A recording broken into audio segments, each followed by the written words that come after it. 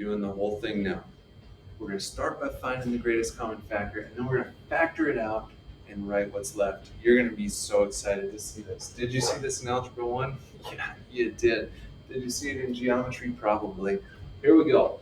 So first step, find the greatest common factor. 15x to the third minus 6x squared plus 21x. If we look at the numbers first, we have 15, 6, and 21.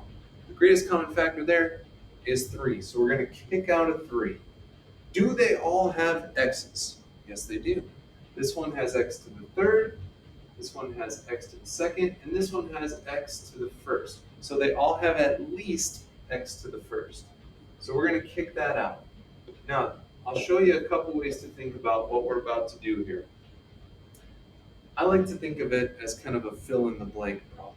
But really, when we factor that out, what we're doing in our heads is we are dividing these three terms by 3x. So we're doing 15x to the third divided by 3x to the first. We're doing 6x squared divided by 3x to the first. And we're doing 21x divided by 3x. Okay, this is a very formal way to do it, but if we divided the numbers 15 by 3, we'd get 5. And when you divide and you have exponents, you subtract the exponents. So 3 minus 1 would give you 2. Great, so that'll work. 6 divided by 3 is 2.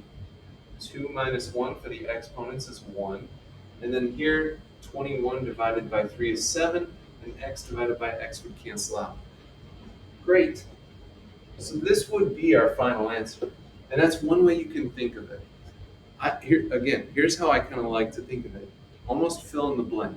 So I say 3x times some mystery number will give me 15x to the third. So 3 times 5 is 15. And then with the exponents, in my head I say, how many more do I need? So I have x to the first, I need x to the third, so I need 2 more x's. That's easier to me. So then we're doing the next one. We're looking for 6. So 3 times 2 is 6. And then I have x, but I need x squared, so we need 1 more x. Great. 3 times 7 is 21, and I don't need any more x's. So this would be our final answer. Now you're going to want to check to make sure the stuff in parentheses doesn't have a greatest common factor except for 1. 1 is fine, because everything has 1 in common. So let's try that out. We got 4 here. And then the rest of the problems on the notes are just kind of practice problems in class. So we always start by finding the greatest common factor. 4x squared and 6x have 2 and x in common. So 2 times what gives me 4? Well, that's 2 times 2. I have x, but I need x to the second, so I need 1 more x. Great. Plus 2 times 3 will give me that 6 that I need. I don't need any more x's. So that would be our final answer. And if you distributed this, it would bring you right back to the original problem. So if you do want to check it, that is an option for you. 3x minus 6, what do they have in common? Well, 3 and 6 have 3 in common. Do they both have an x? No. So 3 times what would give me 3x? X. Minus 3 times what gives you 6? 2. Woohoo! Yay! Very fun. Look at number 7. First of all, do they all have an n? No. So it's just going to be a number as the greatest common factor. So 10, 2, and 5. What goes into all of those? Just 1. So if we were to factor out a 1, it's not going to get us anywhere.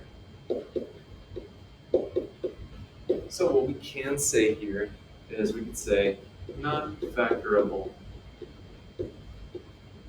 because we're not going to be able to break it down any further.